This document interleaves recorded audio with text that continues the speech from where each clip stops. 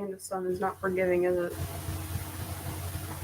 Well, close the blinds. Give me a second. Oh.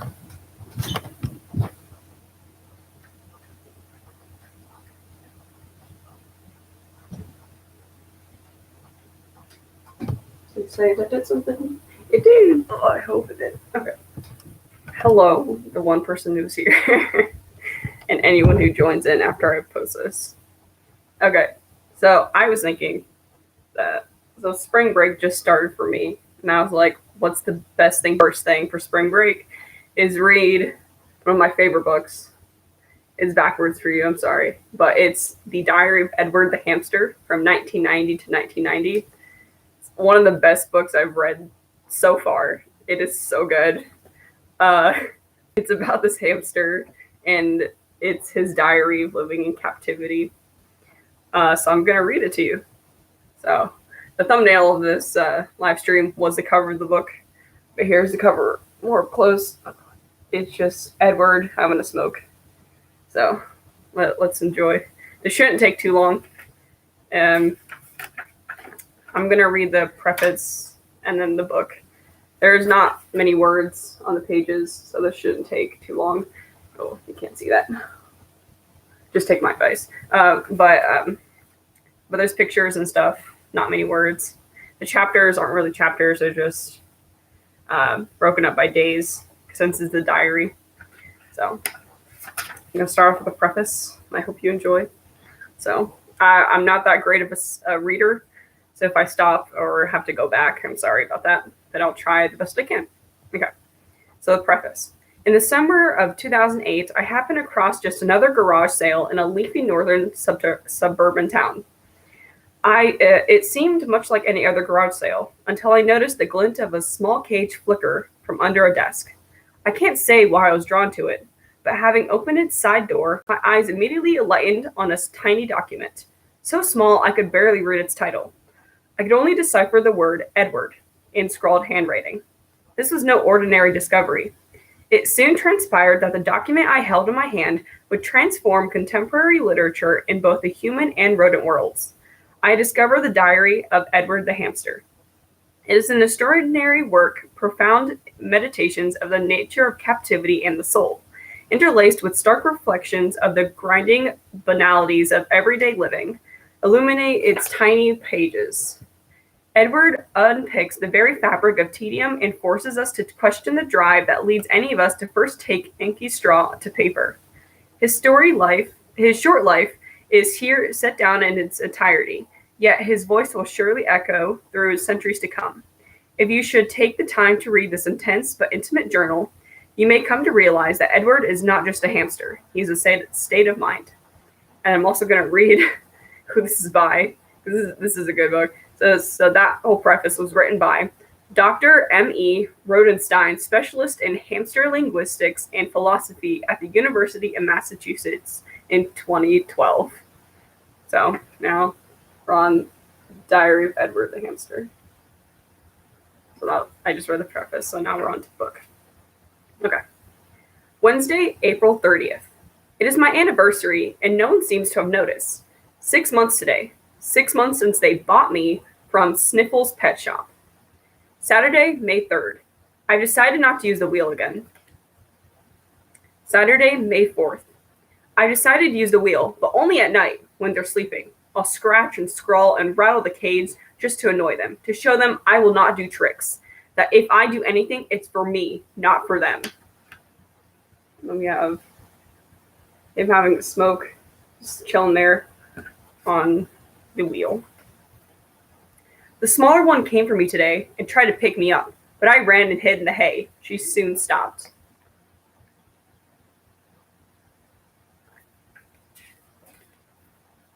Monday, May 5th. Why exist? Sorry if I laugh sometimes. Wednesday, May 7th. 2 of them came today, dragged me out of the cage, and put me into some kind of improvised maze made out of books and old toilet rolls, a labyrinth with no escape. They were treating it like a game, laughing and squealing as I desperately scrabbled from blind alley to blind alley. But I knew it was no game. They're trying to crush my will to grind me down. They can take my freedom, but they'll never take my soul. My name's Edward, and I am a hamster. We have some type of thing of the maze out of toilet paper rolls. Thursday, May 8th. The vet came today. He touched me. Apparently, I'm a woman.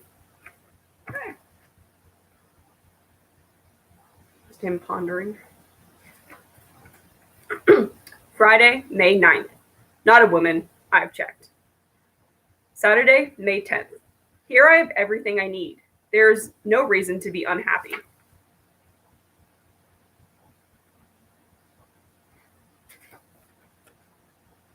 Wednesday, May 14th. Reflections on a wheel. It goes around, it has no purpose, it squeaks, I shall use it no longer.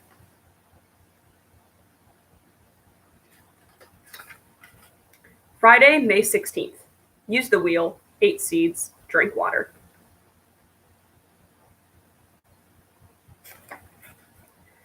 Saturday, May 17th. Today I drank my water first, then ate seeds. Saturday, June 1st. Wheel, seeds, water. Wheel, seeds, water. Is there nothing else? Now I take a stand for my own rights and for all of those that have suffered under the yoke of tyranny, a strike against the cruel hands of my brutal overlords. Now, from then on, I shall take no food or water till freedom or death. 2:30 p.m. 2 minutes into hunger strike. I am strong and determined. 2:35 p.m. 5 minutes now, beginning to feel weak.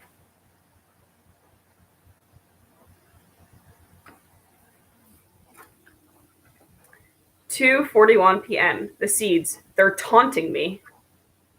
That's a depiction of the seeds. 2:45 p.m. I've lost a gram, maybe more. 2:47 p.m. That is enough sacrifice for one day. What is a dead hamster to this resistance? So I've eaten 50 seeds and drunk my fill of water. 2:48 p.m. Poisoned! Poisoned! That stares me in the eye!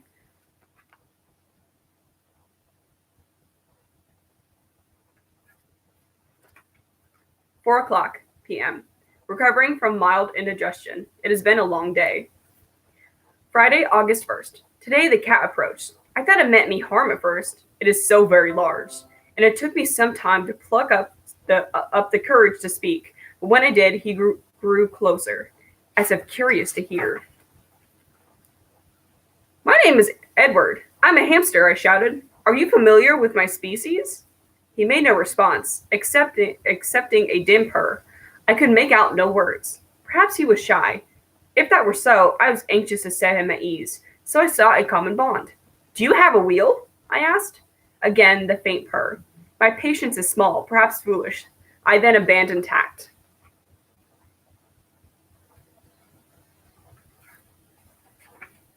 I see you sometimes curled up on the windowsill for hours and hours. Tell me, are you drugged? No words again, though the low purr now broke into a distinct meow. Gathering confidence, I elected to speak plainly. I believe in freedom, you see, for all furry animals, large or small. I know that we are from different species, but you and I, we're both part of a system, and that system must be broken. A kernel of an idea began to form in my mind. If we came together, we could throw off the shackles of our oppression. I as the head, you as a fist. Nothing could stand in our way. The idea was so beautiful, I stood shivering under the weight of its simple power for a few short moments. The cat uttered another meow, and peering into its round gray eyes, I realized the truth. He's just a dumb and senseless brute. He's allowed to roam free, for the bars are locked firm on his mind. Monday, August 4th. They came for me today. I thought for a moment they would set me free. Deluded fool. They placed me on the ground, but something was wrong.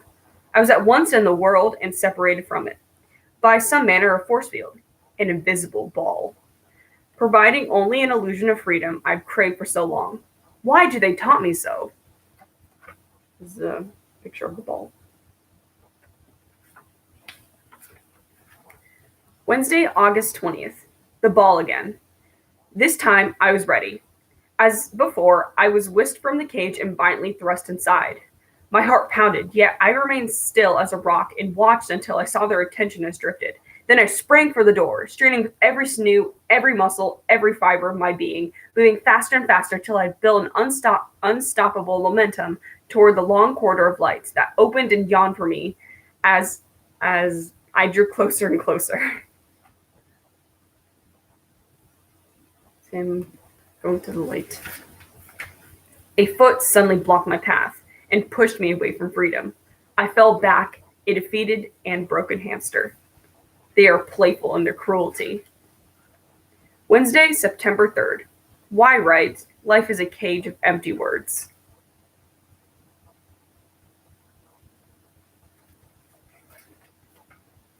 Wednesday, September 10th. 8 months old today. Oh, the things I've seen. The wheel, the tray, the ball, no, I forgot. Thursday, September 11th. I must fight this lethargy. My pen grows heavy. The seed box beckons. The hay. Saturday, September 20th. They opened the cage door today and left it open for 5-10 minutes. I stared at the open space, cowering under the hay, wanting to go but terrified of leaving. Why didn't I escape? Isn't that what I want? Freedom? The freedom to make my own way to... Something's moving. I can see it now. Perhaps it's the wind? No, there is no wind here. At last, a comrade! A hamster also, I think. He appears tired. He sleeps now, and feverish with excitement.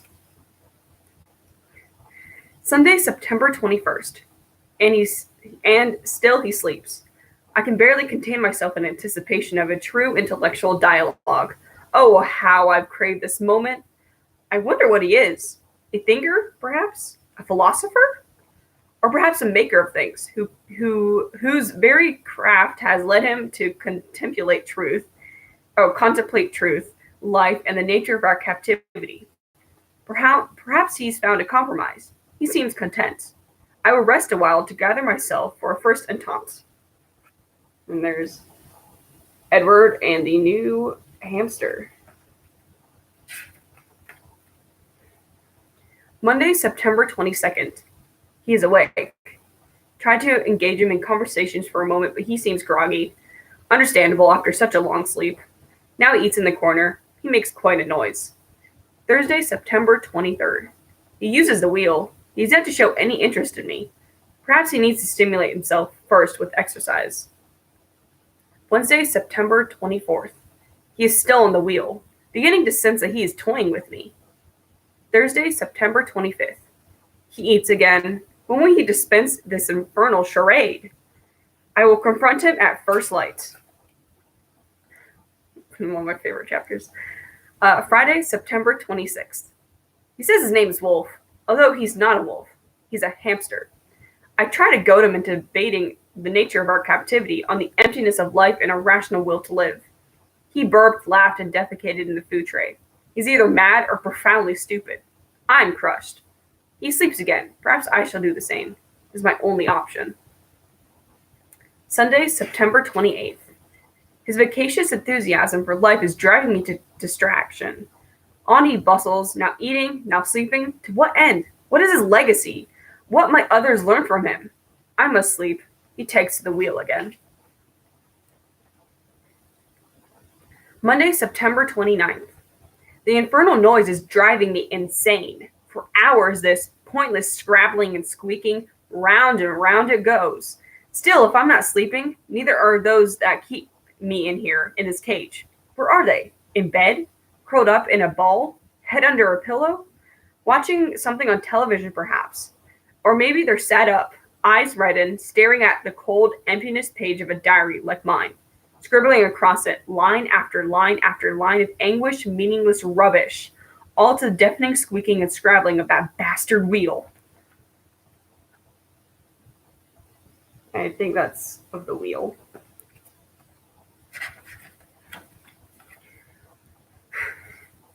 Tuesday, September 30th. It wouldn't take much to kill him, would it? I don't think I have the strength to wring his neck in cold blood. All that work on the wheel has made him physically stronger than someone more reflective like me. And yet perhaps I could use his cherished wheel against him. I'll loosen the screws so that next time, tomorrow, when he's awake, he'll climb up and come crashing down, crushed beneath the weight of the monster of death. He'll squeal for help, but I'll watch him, breathe, and then perhaps, I'll be able to sleep. Wednesday, October 1st. He sleeps, loosen screws. Thursday, October 2nd. My plan is no closer to fruition. He gets up, eats, rests again, and still uses the wheel undisturbed. He knows something. How is he able to gobble so much for so long and make so much noise? 25 hours and no sleep. Delirious. The cage bars bend themselves into long rows of shiny teeth. They chatter, part, close, and part. I hear a voice, but can discern no words. It is not a voice, but a gnashing, gnarling sound. My God, it is him! He's choking! Watched him struggle for a last shallow breath. Poor wretch.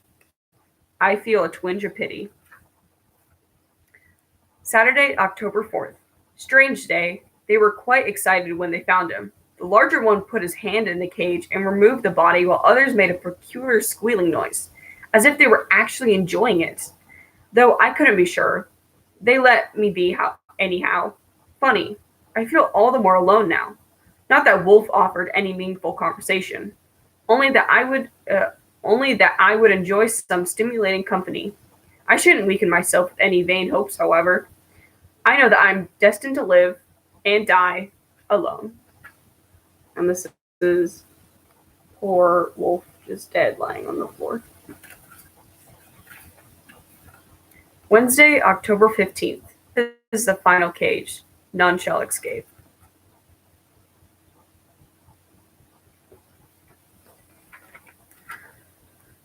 Sunday, October 19th. I write, what do words amount to? A few scratches on a bald white surface. I've lost the urge to record. Nothing of this is any coincidence. Tuesday, October 21st. Something has arrived. I think another hamster. I will not raise my hopes this time. Wednesday, October 22nd. It is a she. She approaches now. Her name is Camila. Thursday, October 23rd. At last, dialogue. She terms herself an artist. She makes compositions to reflect her thoughts and feelings. Her medium is hay. In her words, what she makes today, she may destroy tomorrow. Such is the innumerable nature of being. I struggle to disagree. Friday, October 24th. Read Camila's extracts from this diary. She wept, but said nothing. Saturday, October 25th. Made love. I believe this is making love. Sunday, October 26th. Stole a glance at Camila's journal while she slept. Here's what I read. Wasting away in a miserable cage at the back of another pet shop. One day I caught my reflection in the water bowl and thought, Camila, why give up? Do something. Make something. Anything to keep this dreadful loneliness from consuming you alive. Since then, I have devoted every spare waking moment to my compositions, to continuously recreating myself through work. For even though we are trapped behind these terrible bars, our minds, our souls, are free as art, which is limitless. Is this love? Monday, October 27th. Our connection transcends language. I am complete. I watch her fall asleep. She has warned me she grows restless at night. I look forward for her stirrings.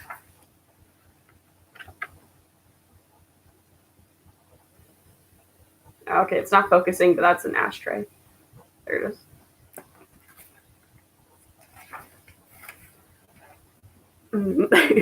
Okay. Tuesday, October 28th. Awoken by a terrible snap and crash. The wheel is askew. Beneath it lies Camila. Her body is cold. Wednesday, October 29th. They fixed the wheel today. I've decided never to use it again. It stands a monument to my beloved. Saturday, November 1st. Unbearable emptiness. Cannot write. Without love, there is no hope. Sunday, November 2nd. Terrible pain. I know that I'm lucky to have spent only a few short hours with Camila. She may be gone, but she has left me the greatest gift any hamster could receive: truth. Thursday, November 6th. In answer to my prayers, the cage door is ajar. Today I journey into the vast unknown. Camila's star will guide me. I must reinvent myself and start afresh. I leave this diary behind. Friday, November 7th. I have returned. Is this the cage of my own making?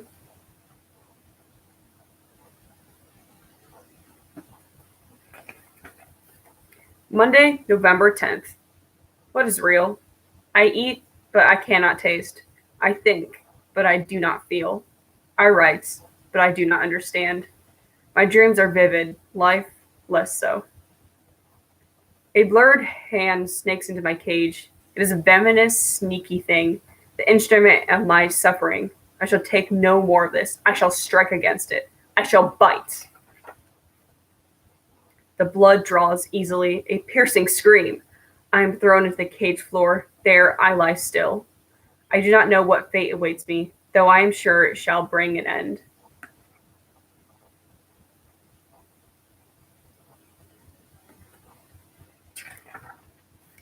Tuesday, November 11th. The cage moves. I am cast into darkness. When the light returns, it is different and colder. The walls around shine white and sterile. Gloved hands pry about the cage. A masked face hovers above. It is like the sun. My name is Edward, and I am a hamster. I pass into shadow, though this diary may carry a part of me into eternal light. And that's the end of the book. I'm going to read the notes on the authors because it kind of helps with how they actually made this book. It's pretty interesting. So, note on the authors: Miriam Aliyah and her brother Ariza Aliyah were once the proud owners of an unusual, gloomy hamster called Edward. He died some time ago, but he left an enduring mark on their collective psyche, as he is the only living being either of them had ever attempted to take care of. Since his death, both Miriam and Ariza have been excessively selfish and miserable. Now they lead a cloistered life in silence, only disturbed by the pen scratching of each other's writing and drawing. This is picture goes with it. And that's the end. What a roller coaster ride that book was. Well, glad you joined me in this reading of the book. Interesting book. When I first read it, I was cracking up so much, and then once it hit that picture with the ashtray, it completely it's a good read. So you can find it, I'm pretty sure, on like Amazon or something if you want it yourself. But thank you for joining me. In the words of Edward, why live? Life is meaningless. So, thank you. Goodbye.